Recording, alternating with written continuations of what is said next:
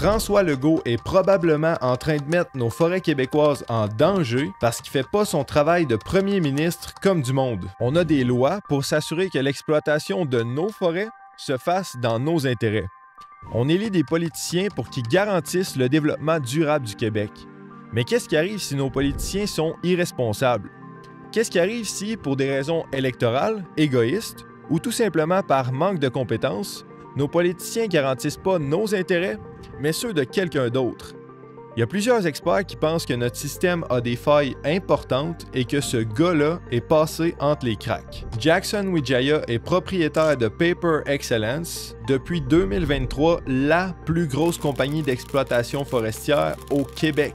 Sa famille vaut 19 milliards de dollars. Son grand-père est devenu riche grâce à l'exploitation des forêts en Indonésie. Jackson est aussi propriétaire d'une compagnie qui est soupçonnée d'avoir brûlé un village complet en 2008 après avoir expulsé ses habitants par la force.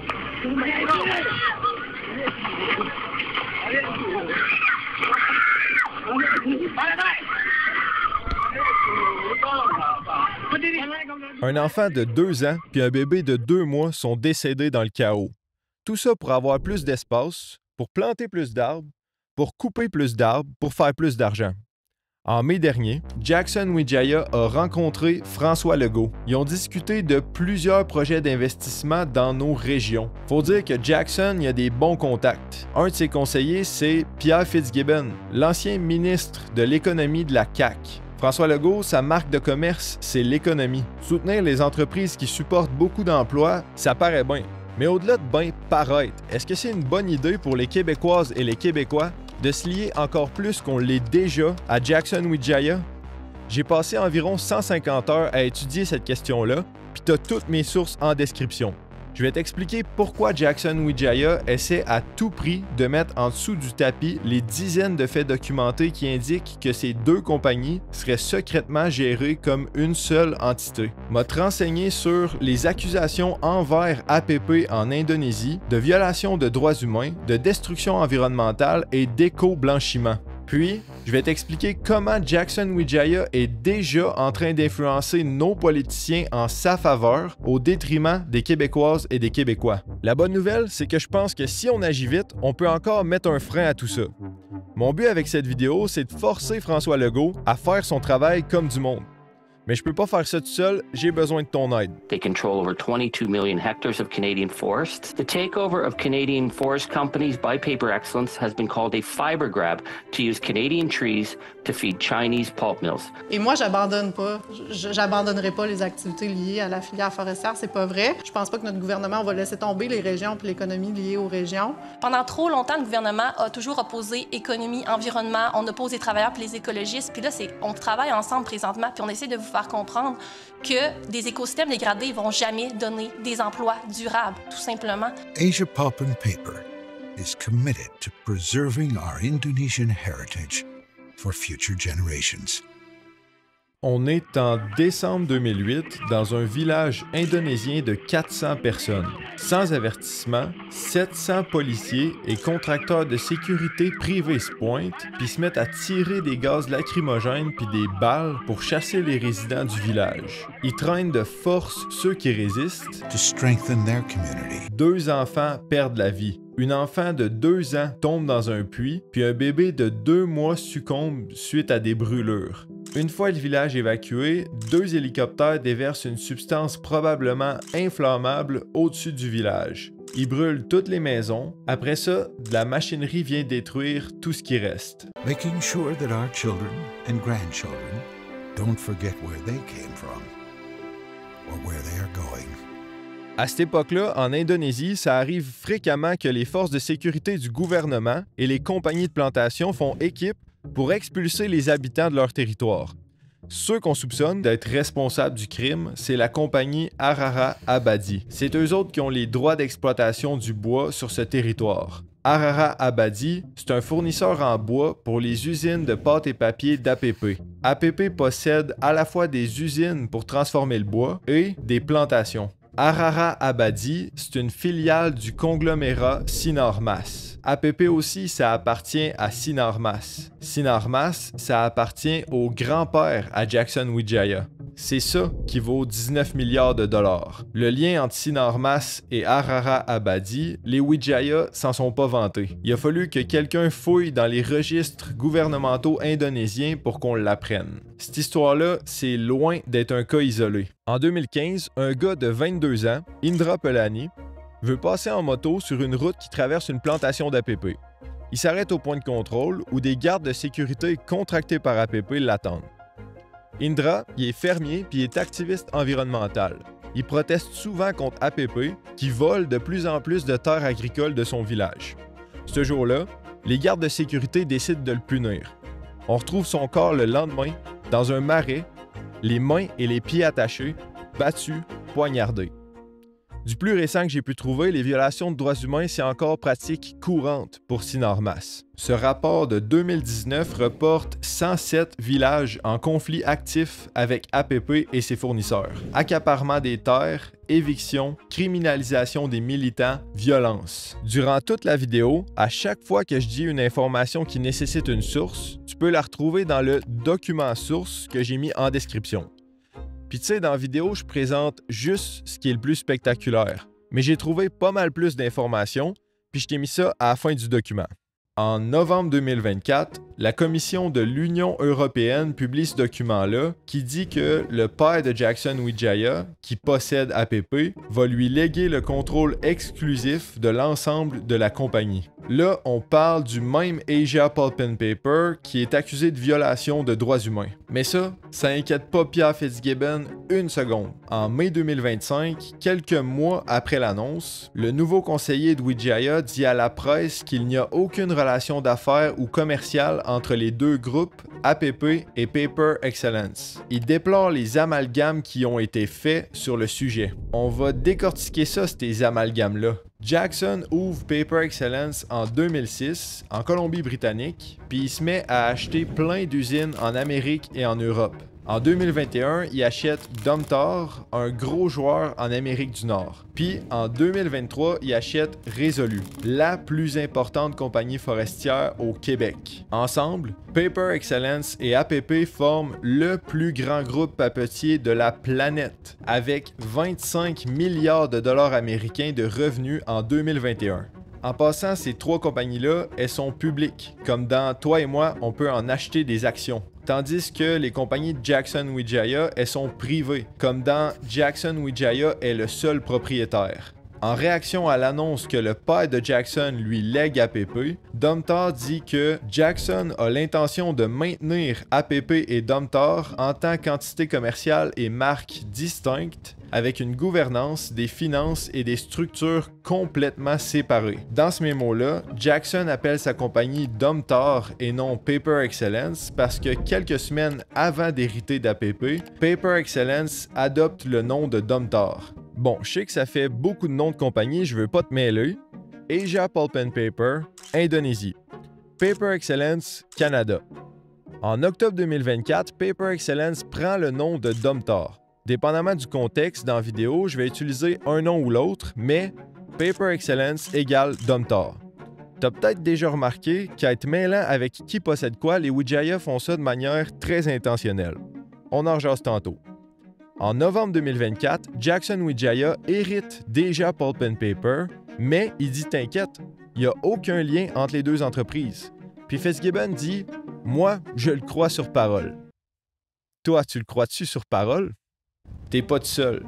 Il y a un groupe de députés fédéraux, les membres élus du Parlement canadien, qui a invité Wijaya à répondre à des petites questions. Mais il s'est pas pointé, ça y tentait pas. Ce groupe-là, c'est le Comité permanent des ressources naturelles. Leur travail, c'est de s'assurer que l'exploitation des ressources naturelles se fasse dans l'intérêt des Canadiens. Jackson Wijaya attire l'attention du comité pour la première fois en 2023, après qu'une investigation massive ait exposé les liens entre Paper Excellence et APP. L'investigation commence un an plus tôt, quand cette journaliste canadienne est contactée par un lanceur d'alerte, un ancien gérant d'APP dans leur bureau à Shanghai. Sous condition d'anonymat, il lui dit que The Real Nerve Center wasn't Richmond, BC, but the APP office in Shanghai. And this source stated that those teams, APP Shanghai, handled the legal, accounting, finance, and market analysis, and that there were, quote, no boundaries between staff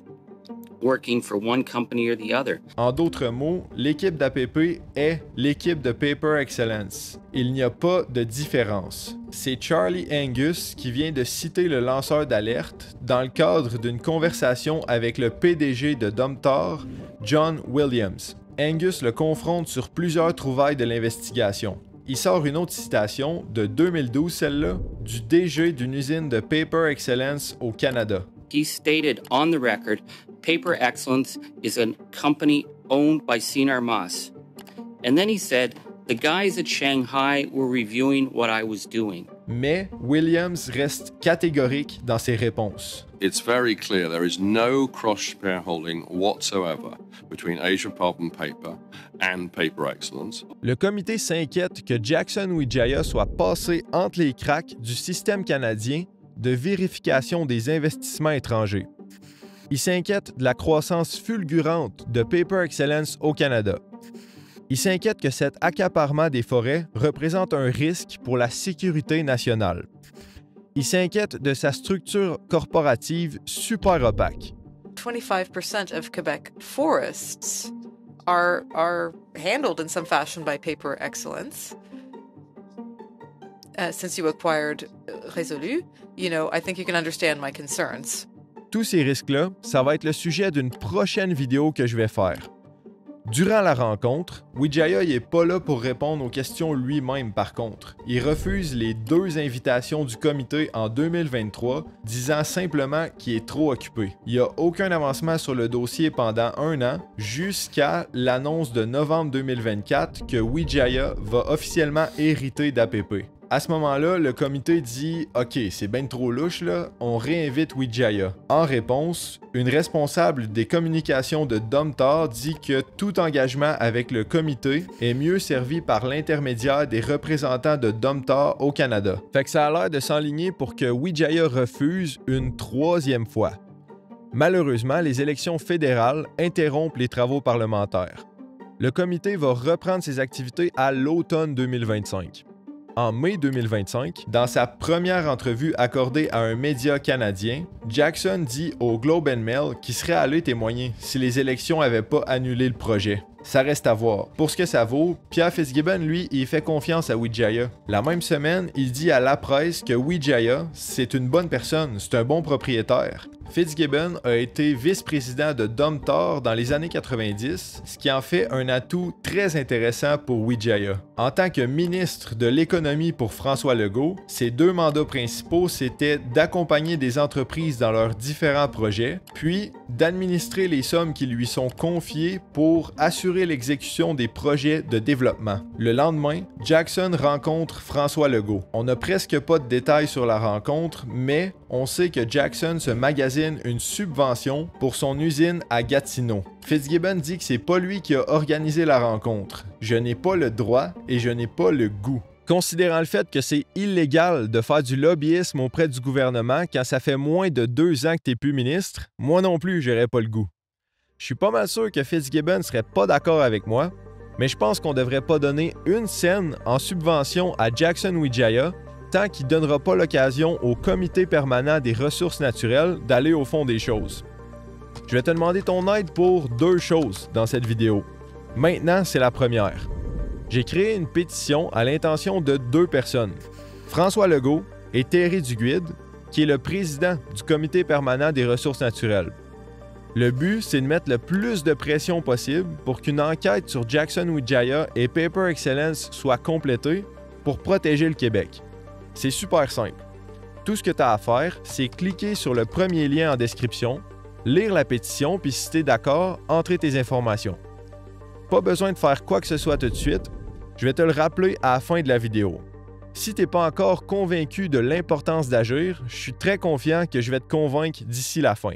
En 2011, un groupe environnemental investigue APP et trouve qu'ils sont responsables d'avoir détruit 2 millions d'hectares de forêts tropicales naturelles dans lesquelles vivent plusieurs espèces en danger critique d'extinction. Beaucoup d'entreprises, Adidas, Nestlé, Xerox, Lego, Staples, Hasbro, disent « ça n'a aucun sens cette déforestation-là, nous, on boycotte APP ».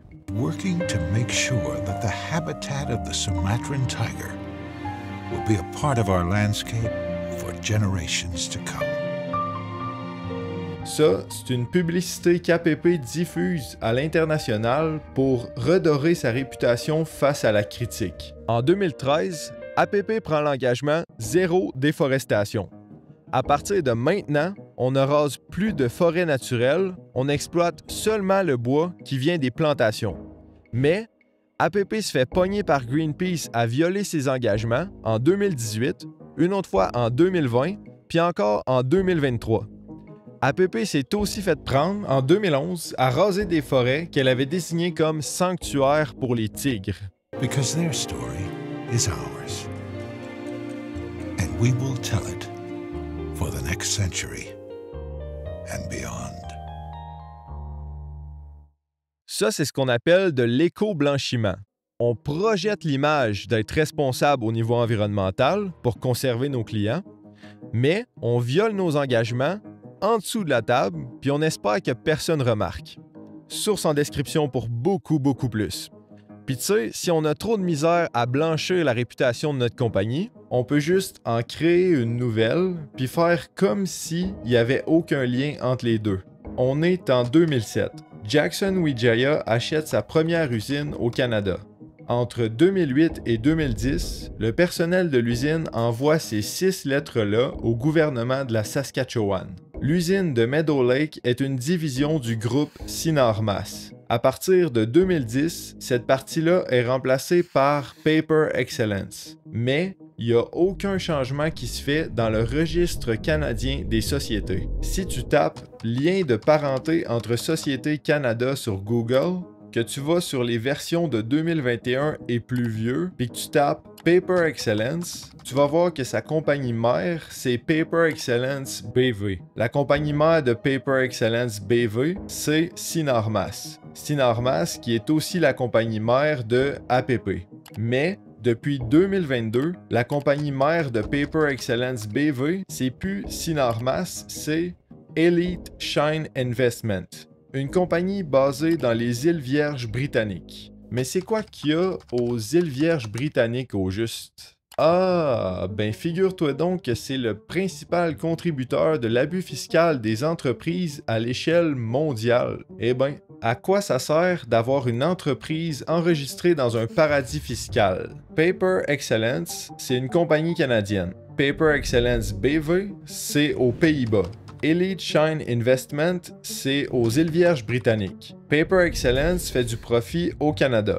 Contrairement à une PME traditionnelle, c'est pas un individu qui reçoit le profit. L'argent s'en va à sa société mère. Paper Excellence Group, which is the holding company, is a Dutch firm. The ultimate controller is Mr. Jackson Wijaya. Normalement, quand une compagnie canadienne verse une dividende à une entreprise étrangère, le Canada impose ça à 25%. Mais le Canada et les Pays-Bas ont une convention fiscale.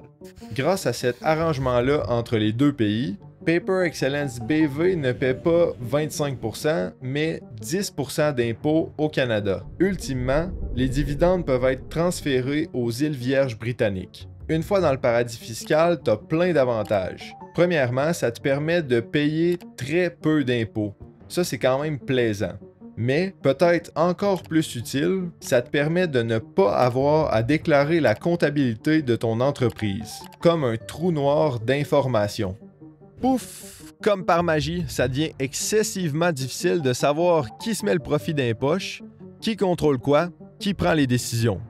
Fait qu'un paradis fiscal, c'est bien pratique si tu veux cacher le propriétaire réel d'une entreprise. Bien pratique si ce propriétaire a la réputation de violer les droits humains ou d'avoir des pratiques environnementales super destructrices ou de faire de l'éco-blanchiment. Their database says that you are part of Sinarmas. So are you denying now what Statistics Canada has said as a fact? For the last 10 years, we've tried to correct that error at StatsCan with limited success. Lui, c'est Jean-François Guillot. Il est directeur des opérations d'une compagnie française qui appartient à Paper Excellence. Since 2015, there hasn't been a relationship there. Since I joined, we now have no relationship. Ah ouais? Pierre Fitzgibbon, c'est pas le seul ancien politicien à travailler pour Wijaya. Lui, c'est Mo Sihota. Il a été leader du gouvernement en chambre en Colombie-Britannique. M'a t'expliqué c'était quoi son travail. Le gouvernement, qui est la branche exécutive, a une stratégie. Il y a des lois qu'il veut faire passer. Mo, son travail, c'était de tout mettre en place dans la branche législative pour s'assurer que les lois proposées par le gouvernement soient adoptées. Avant de dénicher ce poste-là, il a été ministre de l'Environnement, du Travail et de l'Éducation, entre autres. Bref, une grosse pointure. En 2020, Paper Excellence l'engage comme lobbyiste. Vu qu'il sait comment ça marche le gouvernement puis qu'il a des bons contacts, c'est bien pratique de lui verser un salaire pour qu'il essaye, en échange, d'influencer les employés de la fonction publique, tu sais. Voilà un exemple. Sur ce registraire des lobbyistes, on peut voir qu'entre juillet et novembre 2022, Mo a fait du lobbying pour Paper Excellence pour avoir de l'assistance avec le remaniement de l'usine de pâte à papier de Crofton. En janvier 2023, la nouvelle sort que le gouvernement donne une subvention de 18,8 millions de dollars à l'usine de Crofton pour aider Paper Excellence à se rééquiper pour fabriquer des nouveaux produits. 4,5 millions de dollars du provincial, 14,3 millions du fédéral pour ramener plus de 100 employés à l'usine. Dans la section Détails sur le client, ici, on peut voir la liste des affiliés ayant un intérêt direct dans le résultat des activités de lobbying de Mo. Puis qui est-ce qu'on trouve? Sinarmas, Indonésie. Mais ça, c'est en novembre 2022.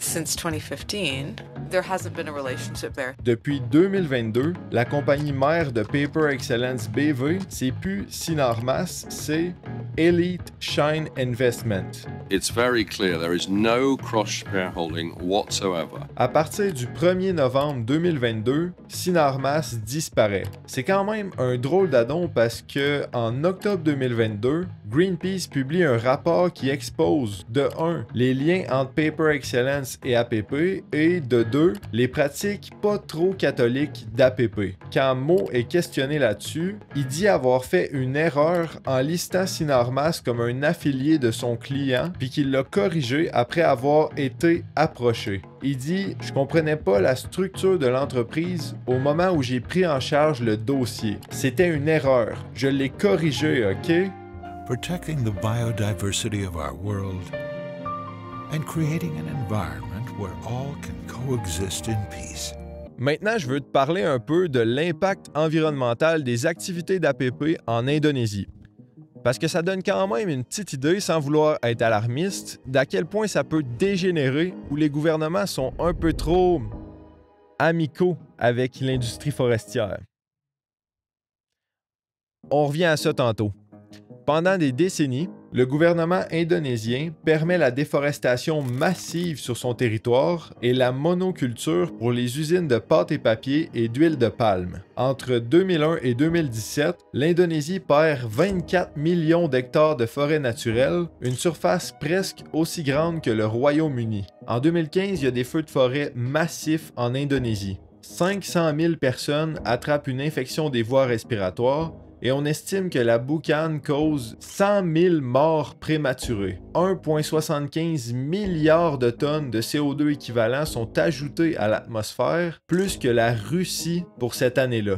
Les feux causent environ 16 milliards de dollars américains en dommages, 2% du PIB de l'Indonésie. Quand on regarde où sont les foyers d'incendie, on remarque une tendance. La plupart sont juste à côté ou directement dans les plantations de pâte à papier et d'huile de palme.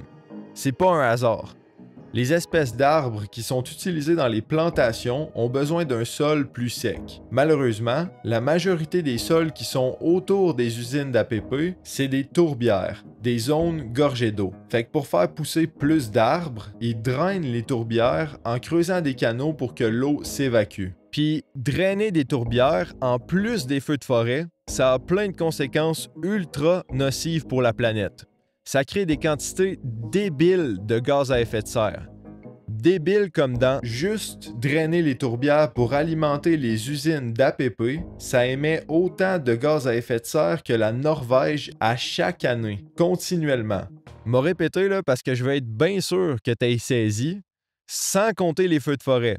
Juste les pratiques de drainer les tourbières, juste les usines d'APP, ça réchauffe autant la planète que le pays de la Norvège. La raison à ça, c'est que quand ils creusent des canaux dans les tourbières, l'eau s'évacue, la tourbe sèche, se décompose, puis ça relâche du CO2 dans l'air. APP est très au courant que faire ça, c'est ultra nocif pour l'environnement. Ils le font illégalement, sur des grandes surfaces, malgré le fait que les lois environnementales indonésiennes sont très laxistes. Because if we want this natural beauty around for generations to come, we must honor our past and protect our future. Source en description pour beaucoup plus. Ici, je t'ai mis le lien d'un documentaire qui explique toutes les conséquences des pratiques irresponsables des compagnies forestières en Indonésie. Bon, je t'ai parlé des violations des droits humains, de la destruction environnementale, de l'éco-blanchiment et du non-respect des lois d'APP en Indonésie.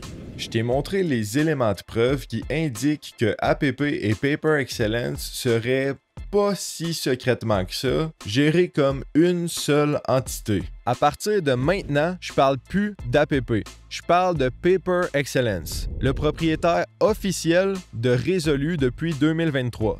Résolu est la plus grande compagnie forestière du Québec. Pour exploiter nos forêts publiques, le gouvernement du Québec octroie des contrats aux compagnies. La compagnie a le droit de sortir de la forêt X mètres cubes de bois, puis en échange, elle donne au gouvernement Y $ par mètre cube de bois. On appelle ça des garanties d'approvisionnement. Résolu possède environ le quart des garanties d'approvisionnement octroyées par le gouvernement. Je vais t'expliquer comment cette situation-là est déjà en train de très mal virer au Québec. Mais juste avant, je veux te parler rapidement de ce qui est arrivé aux autres provinces canadiennes qui ont accueilli Paper Excellence. En 2011, Paper Excellence achète l'usine de pâte et papier Northern Pulp.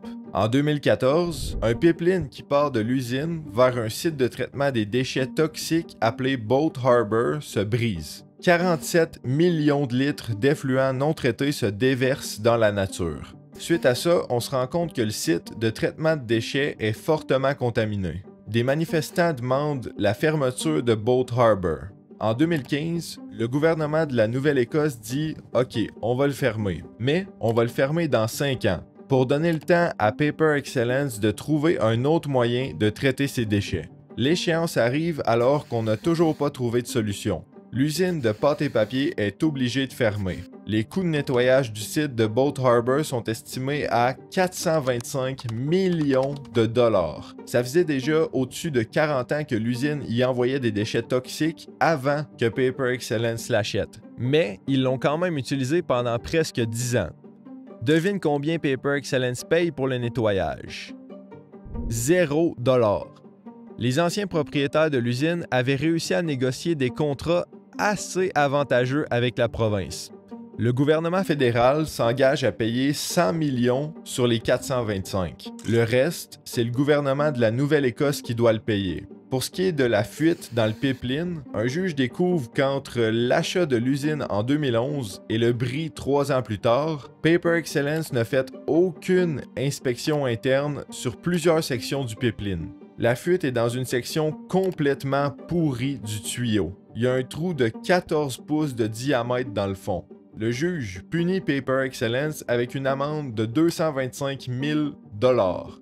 Je t'ai pas dit le pire encore. En 2021, Paper Excellence décide de poursuivre le gouvernement de la Nouvelle-Écosse pour 450 millions de dollars pour les pertes indemnisées subies en raison de la fermeture de l'usine. En commission parlementaire, un député de la Nouvelle-Écosse demande au PDG de Domtar s'il trouve que c'est équitable, cette poursuite-là. I would say, we feel we need to protect our interests because at this moment in time, obviously, we had a profitable mill. That mill no longer operates, and therefore we've had severe losses. And again, I'm not going to comment on the detail of legal activity. But Mr. Williams, do you equate the fact that mill doesn't operate because of a decision by the province of Nova Scotia, or because of the inadequacy of the work that was done to address the environmental challenges? I think that's a legal question that needs to be resolved on here. Domtar abandonne sa poursuite en 2024 pour éviter un processus judiciaire coûteux et incertain. En Colombie-Britannique, en 2005, il y avait 111 scieries. En 2024, il en restait 64. We're seeing logs having to be moved from further and further and further reaches into communities to sustain those communities. Cet expert en gestion des forêts en Colombie-Britannique explique que les forêts proches des usines ont toutes été exploitées. Fait que pour les entreprises, aller chercher le même volume de bois, ça coûte de plus en plus cher. Fait que des usines ferment, puis des emplois sont perdus. Unfortunately, we have to grapple with the reality that there's clear signs in British Columbia that our forests have been overcut. Rates are going to have to fall considerably to bring things into some kind of sustainable plane. Quand tu passes des décennies à couper des forêts naturelles, remplies de gros arbres matures, t'as beau replanter, mais c'est long avant que ça repousse. Puis ça, c'est sans compter le fait que les forêts que tu replantes, elles sont pas mal moins résilientes que les forêts naturelles, plus vulnérables aux feux de forêt puis aux maladies. La Colombie-Britannique a consommé en fou à court terme, sans trop se questionner à savoir si ce rythme-là était durable. Puis maintenant, ils paient le prix. Ils perdent des usines, ils perdent des emplois. Au Québec, en ce moment, on a des meilleures lois qu'en Colombie-Britannique pour s'assurer que l'exploitation de nos forêts soit durable. Fait qu'on est moins dans le trouble, mais on est quand même dans le trouble. Puis ça, c'est juste le volet économique. Du point de vue écologique, c'est pas champion non plus. Mais rassure-toi, parce que Paper Excellence, porté par l'éthique d'impact de Wijaya, We are helping to create a greener Indonesia. est un excellent exemple de la manière dont l'industrie peut innover et être un leader en matière de gestion de l'environnement. Janvier 2020, un employé de Paper Excellence demande au gouvernement de la Colombie-Britannique de ne pas imposer de lois trop strictes sur la récolte du bois dans les vieilles forêts. Des journalistes qui apprennent ça demandent à Paper Excellence si cette requête est révélatrice d'une gestion responsable des forêts. Paper Excellence leur répond en remettant en question la définition même des vieilles forêts. Le sous-entendu étant que ce serait prématuré ou injustifié de restreindre l'exploitation de ces forêts-là parce que les experts sont pas tous d'accord sur les méthodes qui permettent une exploitation durable. Je dis ça, je dis rien, mais à mon sens, quelqu'un qui se dit leader en matière de gestion de l'environnement se rangerait plus du côté de l'environnement que de l'exploitation, en attendant que les experts sur la forêt se mettent d'accord. Une autre tactique que Paper Excellence adore en Colombie-Britannique, c'est le lobbyisme. Entre 2020 et 2023, leurs lobbyistes ont eu des contacts avec des employés de l'État en moyenne une fois à chaque 5 jours.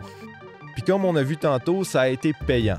Il n'y a pas juste en Colombie-Britannique que les lobbyistes de Paper Excellence sont très actifs. Il suffit de regarder le registre des lobbyistes du Québec pour voir qu'ils jasent pas mal à notre gouvernement aussi. Résolu déploie beaucoup de ressources pour influencer nos fonctionnaires et nos élus sur un sujet en particulier. Ils ont 8 lobbyistes qui ont rencontré des dizaines, peut-être même des centaines de personnes. Députés, directeurs de cabinet et membres du personnel dans 14 circonscriptions électorales. Maires, conseillers et directeurs généraux dans 24 villes. Ministres, sous-ministres et directeurs de cabinet pour le ministère de l'Économie et le ministère des Ressources naturelles et des Forêts. Ils ont même rencontré le premier ministre à ce sujet. Quand Wijaya lui a rendu visite, on sait pas de quoi ils ont jasé. On sait pas grand-chose. Mais on sait que Wijaya était accompagné de Richard Tremblay et de Luc Thériault. Là, tu dois te dire, mais Résolu a dépensé toute cette énergie-là pour recevoir quoi en échange? C'est là que je te demande ton aide pour la deuxième fois. Pour empêcher Wijaya et Résolu d'avoir ce qu'ils veulent. En fait, c'est en faisant de la recherche là-dessus que j'ai appris l'existence de Wijaya. Il y a déjà plein de monde au Québec qui travaille fort pour empêcher ça. Premières Nations, syndicats de travailleurs forestiers, ingénieurs forestiers, scientifiques, groupes environnementaux, municipalités, pourvoiries, producteurs acéricoles, zones d'exploitation contrôlées. Puis de la façon que ça s'enligne, j'ai l'impression que Wijaya et Résolu vont gagner. À moins que assez de Québécoises et de Québécois soient au courant de ce qui se passe, puis qu'ils envoient un message haut et fort à leurs politiciens, ça on dit non. Ça ne passe pas.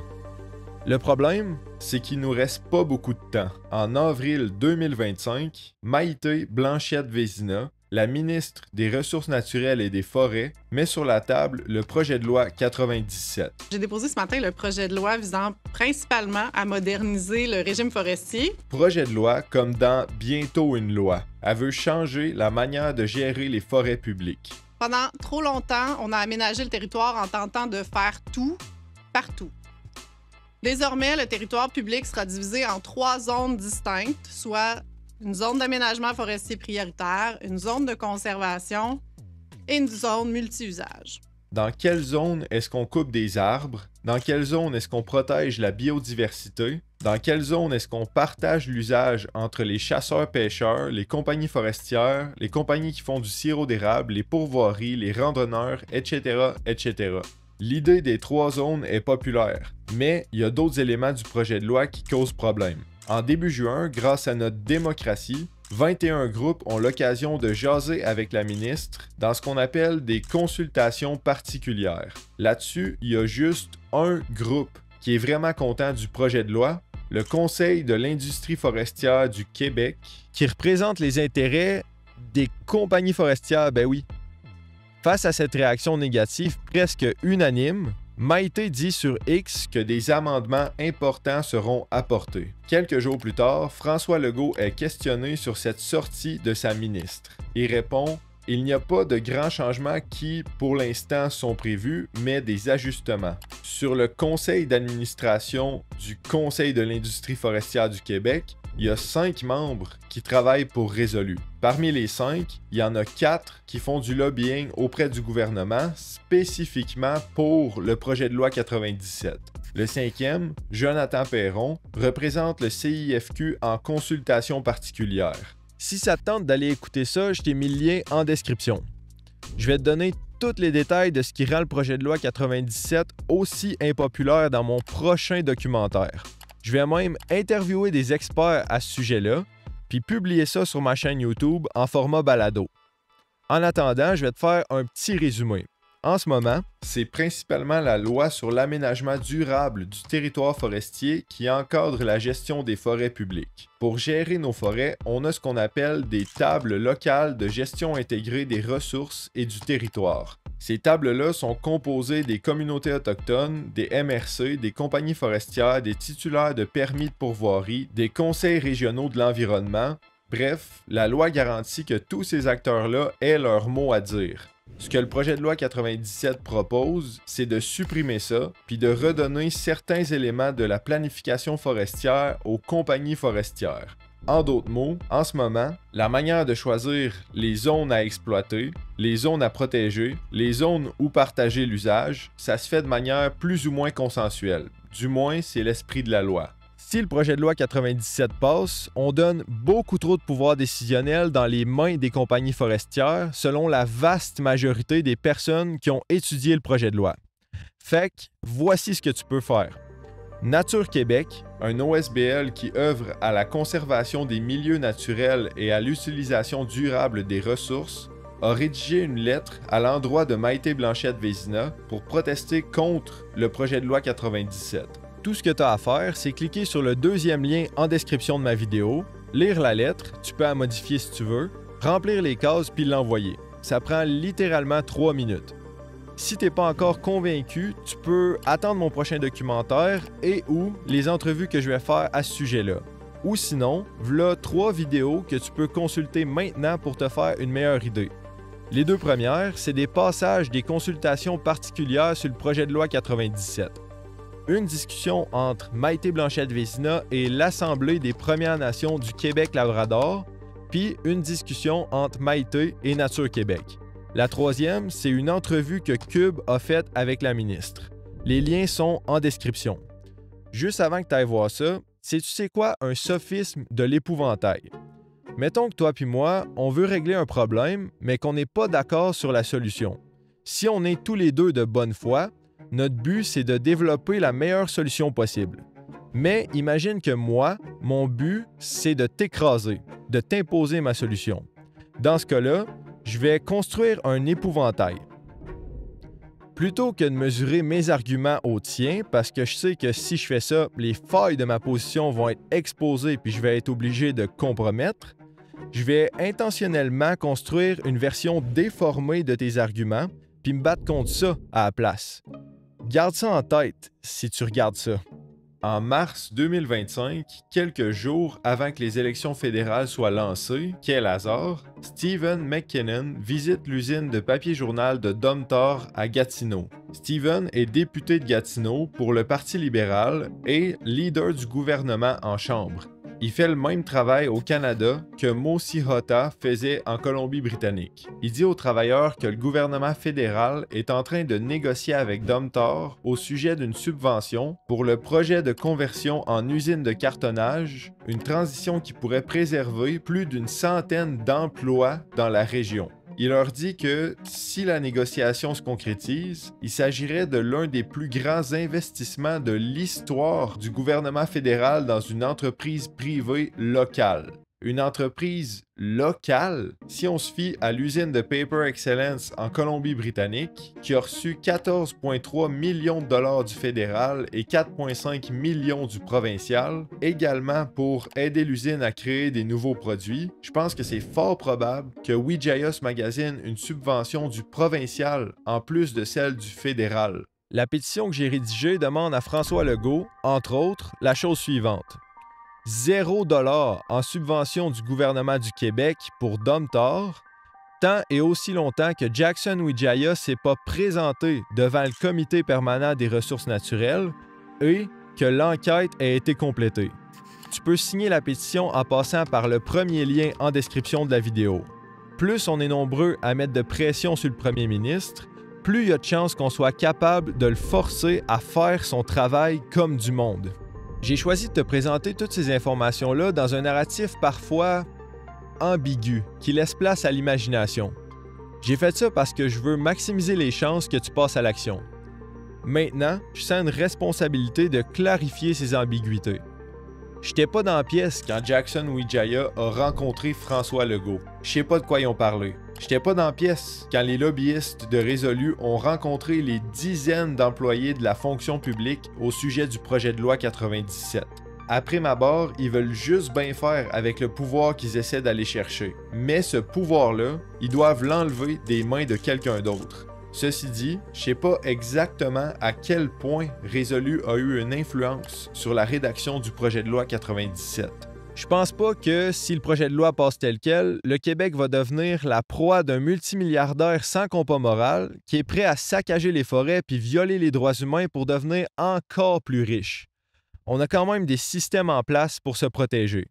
Mais, à mon avis, c'est indéniable que, de 1, Jackson Wijaya a des comptes à nous rendre, puis que c'est très raisonnable d'être inquiet pour le Québec tant qu'il ne l'aura pas fait, puis de 2, que le projet de loi 97 avantagerait grossièrement l'industrie forestière au détriment du Québec. Preuve à l'appui dans mon prochain documentaire.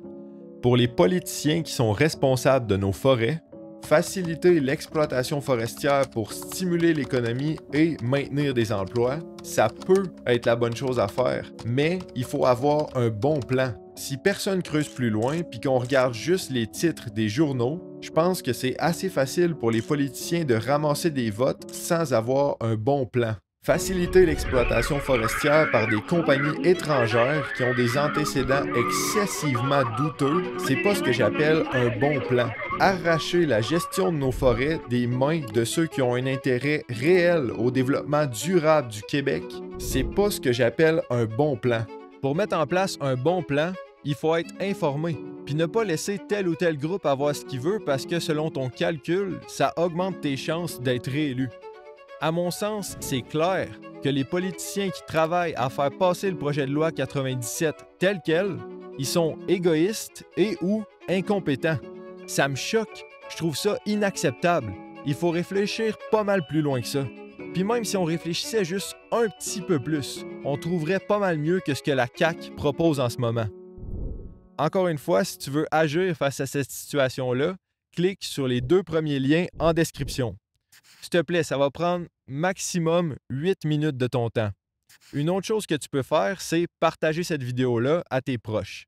Je suis certain que tu connais au moins 2 personnes qui seraient intéressées par le sujet. Mon rêve professionnel, c'est de pouvoir produire plus de contenu comme celui-là qui fait avancer le Québec vers un développement plus durable.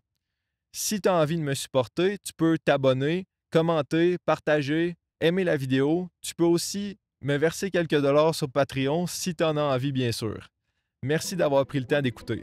J'ai averti les gouvernements à plusieurs reprises que, tu sais, il y en a des conflits aujourd'hui, puis il va y en avoir encore de plus en plus si on ne règle pas la question territoriale. Nous, on demande la cogestion, on demande une certaine considération de nos valeurs, de protéger certains territoires. Tu sais, on a des lieux qui sont en haute valeur culturelle, que ce soit des lieux de sculpture ou autres, ou de transmission de savoir. Puis on a besoin, tu sais, que ça soit protégé pour pouvoir perpétuer notre culture, parce que notre culture est liée au territoire. Ce lien-là, peu importe que ce soit les Atikamekw, les Inuits, les Cris, les Anishinabés ou autres, ils ont tout un lien très étroit avec le territoire. Donc, comment qu'on harmonise ça? Tu sais, on a eu plusieurs tentatives, on a proposé plusieurs choses sur la table. Malheureusement, on n'aboutit jamais. C'est une de mes questions que je me pose régulièrement. Pourquoi ici au Québec, on n'est pas capable d'avoir des bonnes ententes avec les Autochtones, alors que dans d'autres provinces, il y a quand même des belles ententes. Même il y a des situations où il y a des gouvernements très conservateurs qui ont réussi à avoir des ententes avec les Autochtones. Donc, tu sais, il y a une dynamique particulière ici au Québec.